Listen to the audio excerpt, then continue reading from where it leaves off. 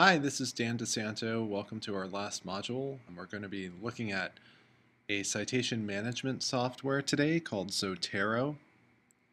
And Zotero is a great tool to track your citations and organize them, put them in folders, make a library. Keep your citations in one spot in an organized way so that you can use them again as your work progresses. And if you ever wanted to write more extensively on a topic, you could do that. You would have your citations handy. If you ever wanted to share your citations, you could do that. It's a great way to organize the information that you find. And it's also a great time saver in that Zotero can help you generate your bibliographies in a matter of seconds and format them in a number of different ways. So Zotero can be a very powerful tool, and we're going to start today by taking a look at how you would download Zotero. So we'll go to Zotero.org, and right at the top of the page there's a red button that says Download Now. Go ahead and click on the red button. Zotero allows you to download a couple of different versions. If you're a big Firefox user, you might consider using Zotero for Firefox. That is a Firefox plugin, and that works for both Mac and Windows.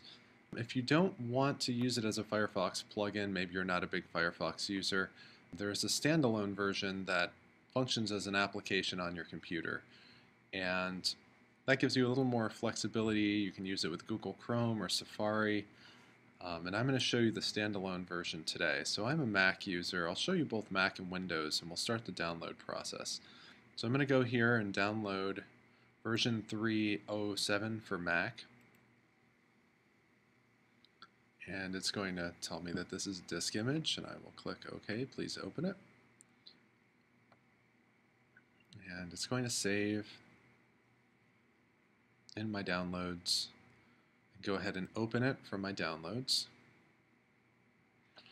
And it doesn't look like it's done anything, but if you sort of back out and take a look, as with any Mac program, there's something else you have to do, and this is going to ask you to just drag it here into the install folder.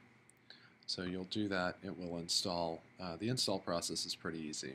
So that's the very basic beginning of installing Zotero for Mac. Let me show you what it looks like on a Windows machine. So here I am in Windows 7 at Zotero, the exact same page, and I'm going to scroll down again, and I'll do the download for Windows. And it's going to tell me that it's an exe file. We're going to save it. And it's going to scan for viruses and install. Once it's installed, you can go ahead and double click on the exe file and run it. It's going to extract info and ask me if I want to make the following changes. You're going to say yes, I do. And then it'll run you through this setup wizard and you will have installed it. When you install it in Windows, you will see eventually the Zotero icon come up here at the bottom of your screen. It will automatically pop an application tab at the bottom of your screen. For most of the rest of the tutorial, I'll be in Mac version. I will pop back in for one other thing to Windows, but things function pretty much the same. If it's different, I will pop back to Windows and show you the differences. So here we are, we're at that page again. You've either downloaded Windows or Mac version for the standalone Zotero. If you're going to use Google Chrome or Safari, then you need to download these connectors, and those will allow you to save things out of your browser into Zotero. If for some reason you've done the Firefox version, you're going to need to download some word processor plugins, and those you can find here. And once you've gotten Zotero downloaded, it should show up here in your tray at the bottom. If you have a Mac, it's going to be an app here in your tray, Zotero. Pretty much the same if you're running Windows 7. You may have to go in and find it in your applications if you're running an older version of Windows. So once you've gotten it downloaded, go down and open it up. And it'll pop up. It's pretty blank. Over to the left is where you'll create your file structure. This main box is where you will see your citations, and then this box on the right is where you'll see information about your citations. And I'll show you 3 different ways to get citations into Zotero to start. We're going to start by taking a citation out of a database and putting it into Zotero. So I'm going to go to Articles and More because we're looking for databases, and under Education we'll go into ERIC. We'll do a search for interdisciplinary research as an example. And I'll scroll on down to result 3 here, the challenge of interdisciplinary research. If we click on it, that'll bring up the record. And if you look up here in your URL address bar, there's a little paper icon. That's an icon that Zotero has put there. And with one click of that icon, you'll take the citation out of ERIC and put it into Zotero. So watch the bottom right-hand corner of my screen. It tells you that it's saving the item. If we open Zotero back up, it's put it into our library. So let's do that one more time. And I'll do it out of a different database because it is a little different in different databases. So I'm going to just back out to our home page and try it out of an EBSCO database, Academic Search Premier. We'll do it again. Interdisciplinary research. So if we were researching this topic, we'd be running searches and looking at abstracts and deciding what we wanted and what we didn't. If we decided we wanted it, apart from getting the full text, you could also be pulling these citations into Zotero. So again, our paper icon, we'll pop it into Zotero. Again, look at the bottom right-hand corner of the screen as I click. And it's telling me that it's saving it there. And there it is. We'll pull it into Zotero. So we have a couple of citations now from a database. So I'll move on to the second way that you can pull information into Zotero. Okay, so raise your hand. How many people have PDFs saved on their desktop or saved on their computer somewhere? I know you all do. I do. I'll show you the quickest way to get that into Zotero. You will either pull it from your desktop, or I'm using a Mac, so I'll pull it out of Finder. I have a PDF here. I've just named it Science, although that's not the name of the article, it's the name of the journal. Not a great way to save something. But I'll pull that into Zotero. I have another article here called Demystifying Interdisciplinary Qualitative Research. I'll pull that into Zotero. So what I'm saving there is not the PDF itself. I'm just putting a shortcut into Zotero back to my computer, back to that PDF. But here's the really nice thing you can do. There's the shortcut to the PDF. That's not the same as, say, one of these citations where I have all of the nice information here. See, if I click on the PDF, it doesn't give me that. But if you either right-click or control-click on it if you're a Mac user, and click on Retrieve Metadata for PDF, it's going to go out using a service called Crossref and the DOI, or Digital Object Identifier. We'll talk about that in a minute. It's going to go out and it's going to pull that information in. So I now have the citation for that. And if I look underneath the citation, I still have that link to my own PDF. So I now have the citation and the PDF information. So again, I'm going to control-click or right-click for this other article, retrieve metadata from PDF, and there is the citation, oops, and the PDFs. Having all of your information in one place and being able to organize it is great. So I'll show you one last place from which you can pull information into Zotero. If you click on this little wand here at the top, Add Item by Identifier, it gives you a box and it tells you that you can enter the ISBN, so the International Standard Book Number, the DOI, the Digital Object Identifier, or PMID, PubMed ID. PubMed is a government database similar to ERIC, only for the medical sciences, so you may not use a PMID. However, every book published in the last 20 years has an ISBN. If you have a book around you within arm's reach, pick it up, flip it over, look at the UPC code on the back. Above the UPC code, you'll see a number, the ISBN. That is that book's unique identifier. That's its ISBN number. A DOI, similarly, many articles have a DOI, and that's a unique identifier number for that article.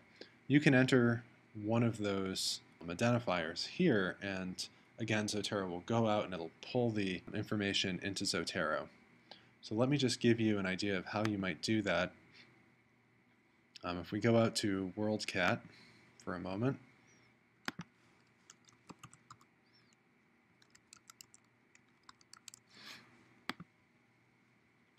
and I'm just going to do a search for a book called Counseling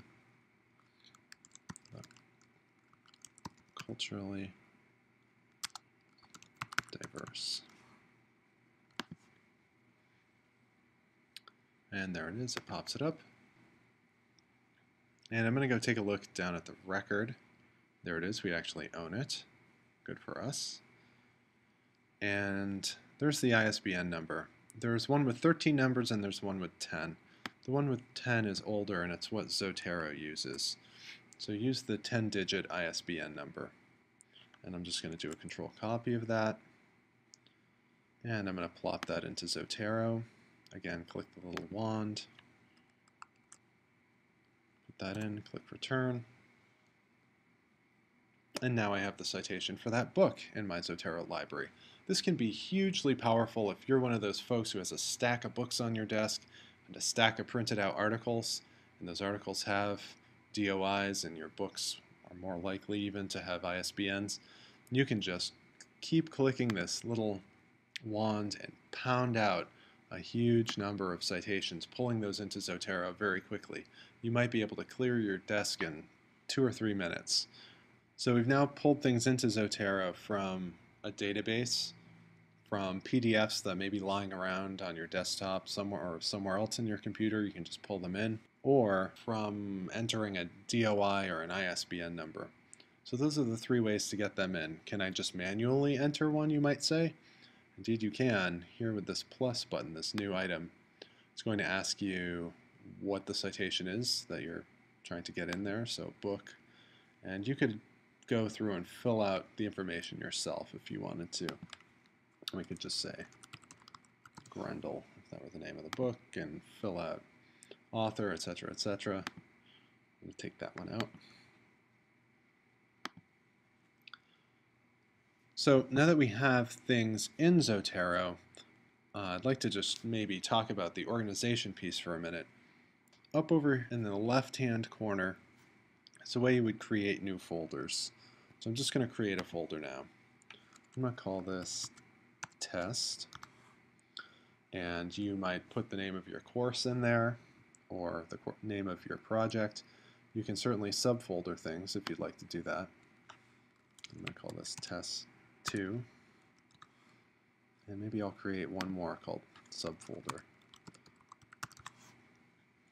So I can certainly take subfolder and drag it into test 1 and make it a subfolder. You can create the structure however you want. My library is sort of the slush folder where anything you put into Zotero, it'll automatically go to my library. And then we can sort them out. So let's say our first 2 citations were for our test class. You can see it doesn't erase it, it just adds it. So if we go to the test folder, there are those 2 citations we added. So the file structure is great, and it can be very, very helpful. A couple of other things I'd like to show you, basic functionalities of Zotero. If you look in the upper right-hand corner, there's this button that's a little swirly with an arrow. That's syncing with the Zotero server. So one of the nice features of Zotero is that it not only lives on your desktop, but it also has a Zotero cloud space where you can take your citations and you can upload to the Zotero mothership, and your folder will live up there. So if you're on a different computer, you could pull your citations down to wherever you are using Zotero. So if I clicked that, it would sync it up to the server, and again, I could pull it down wherever I wanted to. You can also create group libraries. If you look over here on the left-hand side of the screen, If you're working in a small group or even a class, you can share things with other people by creating a group library. Everyone will log in to that library and they'll be able to access that group library. You do need to create a login to use the group library feature and the syncing feature. That does require some sort of login with Zotero, and you can create that at Zotero.org, or I think when you try to sync, it will prompt you and tell you to create that login.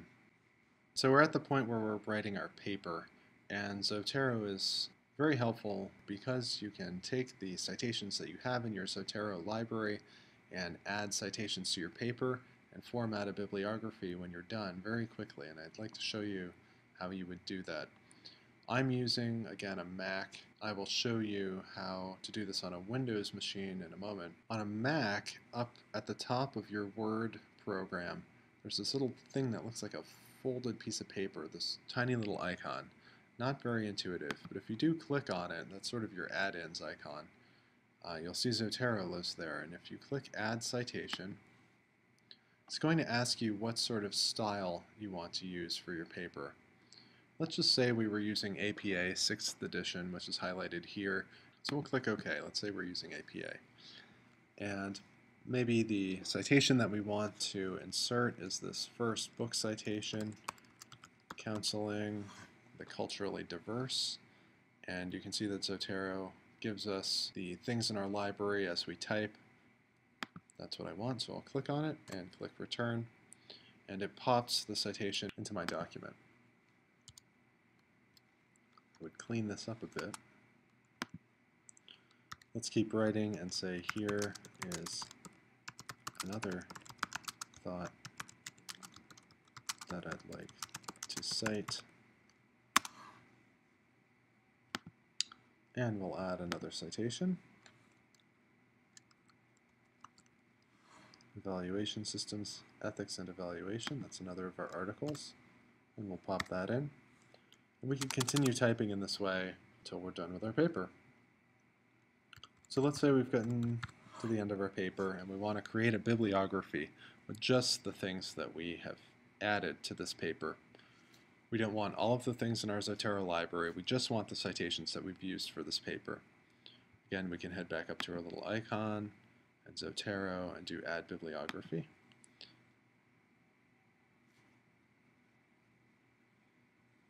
And it will put it in for us. Again, this is formatted in APA because we've told it to format in APA. And this is not to say that you shouldn't check over your citations. Oftentimes, Zotero will throw something that's sort of strange looking in there. You should always check over your citations and make sure that they are formatted correctly. But Zotero can save you a lot of time, and it can pop that bibliography in at the end for you, at least a draft of it, very quickly. I did mention I would show you what this looks like on a Windows machine if you're running Word on a Windows machine. Up at the top of your machine, you won't have the little squiggly folded paper. You'll have something that says add-ins, so you'll probably start with your normal home tab bar. If you click on add-ins, what you'll see is the Zotero icons here on the left-hand side of the screen in the upper left. They are completely unintuitive, but if you hover over them, they will tell you what they do. A lot of people see this and they think, oh, what a great way to create my bibliography and add my citations in. But the real power of Zotero is creating the library. Zotero is free, and I'll end by saying that Zotero is a free resource. It will never charge you to keep your citations. Some other citation management softwares will do that. If you're not affiliated with a university, when you leave, you'll have to pay to keep your citations in your library. But with Zotero, your library will always be accessible for free. So that's a brief summary of how to get Zotero up and running, how to pull information into Zotero either from a database, from a PDF on your desktop, or with a standard number like an ISBN or a DOI number. I've shown you a little bit about how you can organize a library and create folders and subfolders, and finally how you can insert citations and create a bibliography very quickly So with that, I'll end this session and wish you good luck in your research.